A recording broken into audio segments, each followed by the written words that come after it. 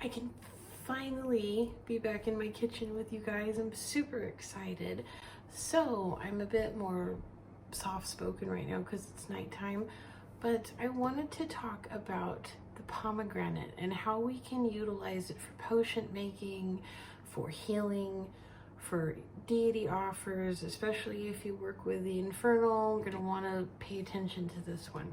So I have a couple of examples of how to make a pomegranate syrup or pomegranate molasses. We simply use equal parts of unsweetened pomegranate juice and moon sugar. You don't have to have sugar charged under the full moon, but it is a crystalline, and it's not exactly a crystal, but it still withholds the same properties that would benefit from a moon's charge. But I charge my sugar under the full moon, and then you simply reduce on a low medium heat.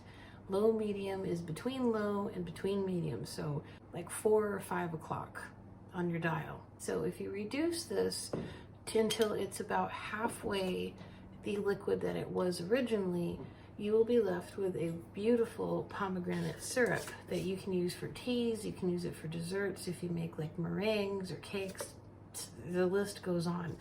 I like to drink it with rooibos tea and make sort of like a grounding self-love potion. I just posted that on my other platforms.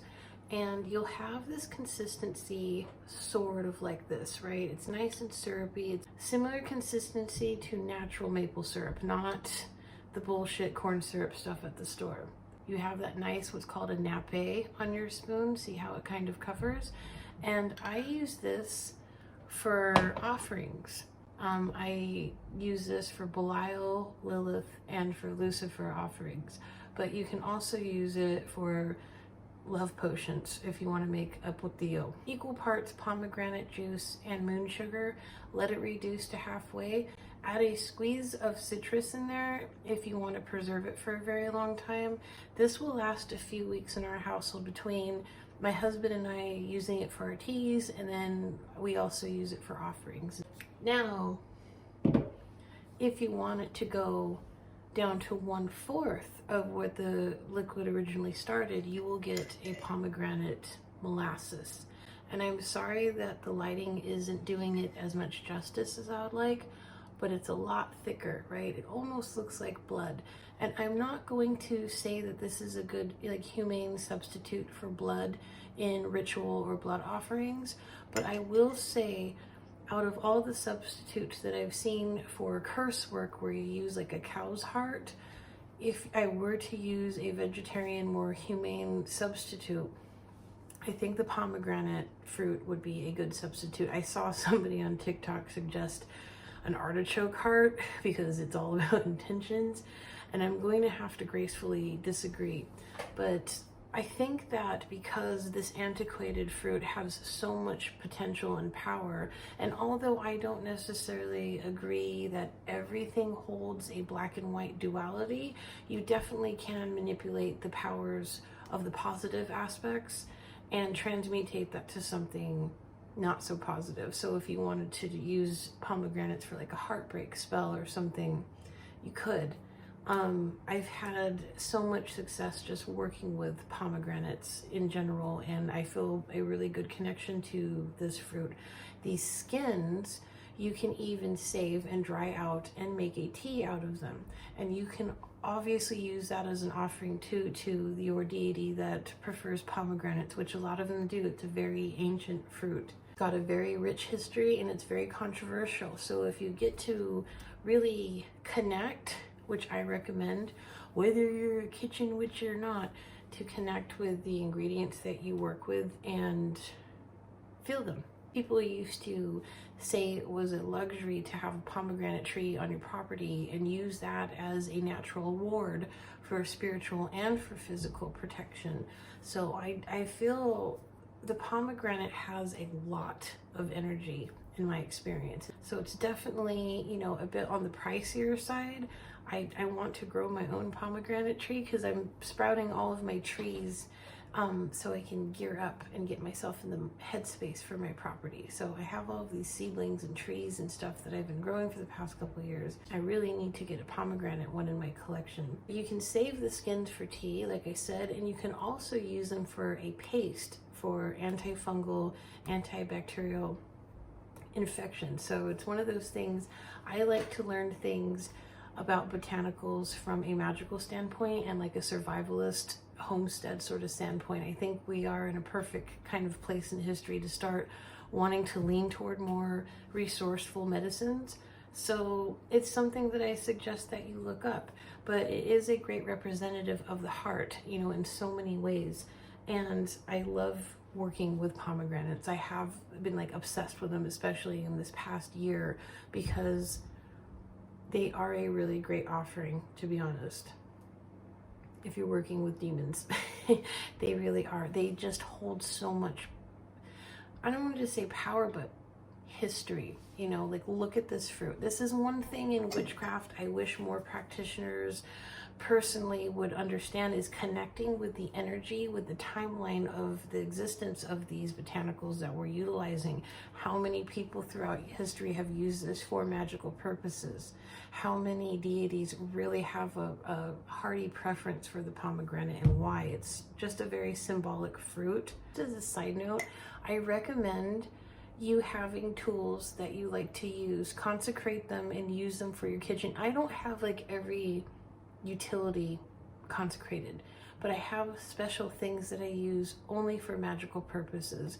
And you know, you'll know when you have those tools, you'll know. And even though it's very sweet, it cuts the tartness of the pomegranate cuts through a lot of the sweetness, so it's just like really freaking addicting. I think sometimes, and I've been guilty of this in the past when I was a lot younger especially, and not as trained to be resourceful, I would just buy shit, you know what I mean? You think, oh, magic, I have to buy all these things and these crystals and these wands, and those things are fantastic, you know, they're amazing and they're great tools.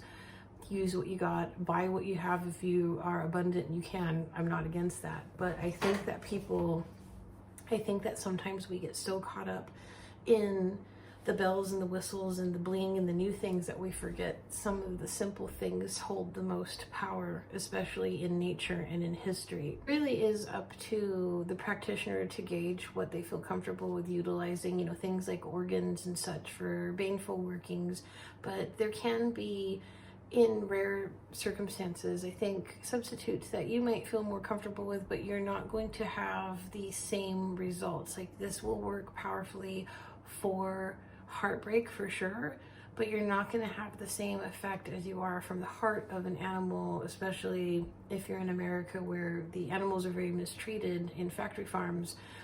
That's going to have a really dark energy to it, where the pomegranate's going to have a very like wise energy to it, if that makes sense. She's got a lot of experience with heartbreak and deceit, obviously. But yeah, you can use the whole fruit. You use what you have in your kitchen. So when you see an ingredient like a pomegranate, and you're really into learning more about kind of the kitchen witchery path of things, and I don't know how to really label this all, like I use the tag kitchen witch, but I don't see it as like a title, you know what I mean? So it's just this kind of like bizarre thing that's like semi cringy but semi valid. If you are going to use the term kitchen witch, it's important, in my opinion, to be able to be as resourceful as possible without the perverse mindset, but you know, just the respect like we used to have before we got sucked into this bullshit dystopia. You know, we used to, getting back to our roots, and those of us who have magical roots, we used things, we used everything that we had. We didn't, you know, it wasn't about the show and about the aesthetic, and aesthetic has its own power for sure. I wasn't aware that you can even eat the skins of a pomegranate. I had no idea, but just researching it because I was interested in learning more about the pomegranate, knowing how to use it, knowing that my spiritual team really, really likes this stuff. So I hope that you guys try it. I have the recipe on my Instagram, but I will pop it below for you in the description to make it easier, because I don't Look, the state of the internet is so fucking chaotic for content creators, and I don't want you guys to have to be bouncing off from different platforms. So I try to add everything and a little bit of extra individuality everywhere, but I don't want to do it in a strategic way so everybody can like go to one place and give me views and go to another place. Like, I want to make it as easy as possible for you guys. I'm under the assumption that you're knowing what you're doing. I'm trying to give you some tools for your arsenal. All right, you guys, so I think that's it for this video on the pomegranate, and I hope you enjoyed. I know it wasn't as formal as I would like, but I hope you got some tips that you can use this amazing fruit for your offerings. And it doesn't have to be just for the infernal, whichever deities you work with. I'm sure you know their preferences, or if you're learning these things, you will be able to research that on your own, and maybe the pomegranate can be a little bit of inspiration this week for you in your magical practices. But I would highly recommend doing more extensive research on how you can utilize this entire fruit, because it is all edible. And not only that, but 50% of the antioxidants in the pomegranate are in the skin, so you want to save that and make tea. You can use it for spell work too, totally. Like, you can use the skins of this for love spells and everything related, or even protection for the heart too, because it has a lot of protective energetic properties. But you can do things to protect yourself from heartache for sure. So I would just play around with this beautiful fruit. And if you have any positive experiences using the pomegranate molasses or syrup for your offerings, please let me know in the comments how that panned out for you, because I started doing this and I have seen amazing results. And I really do. I want people to understand that magic is absolutely real, and it's a fantastic practice to have in your life, and it's been such an improvement in so many ways. So I'll stop rambling on. Right, you guys, take care.